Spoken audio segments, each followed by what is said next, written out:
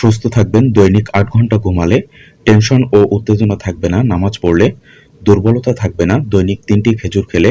ত্বকের সমস্যা হবে না দৈনিক ১২ গ্লাস পানি পান করলে, হাড়ের সমস্যা হবে না দৈনিক ১ গ্লাস দুধ খেলে, মুখের দুর্গন্ধ কাঁচা পেয়ারা খান, হাড়ক্ষয়জনিত সমস্যা আঙ্গুর খান,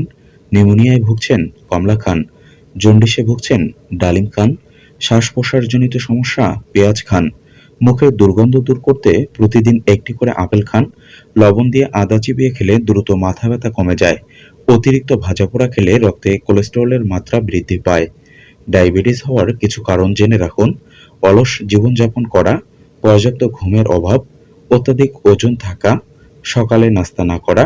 অতিরিক্ত মিষ্টি খাবার খাওয়া, রাতে বেশি খাবার খাওয়া,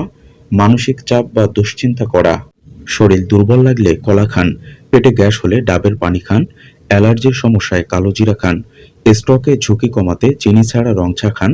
হাড় শক্ত করতে টমেটো খান, ত্বক সুন্দর করতে গাজর খান,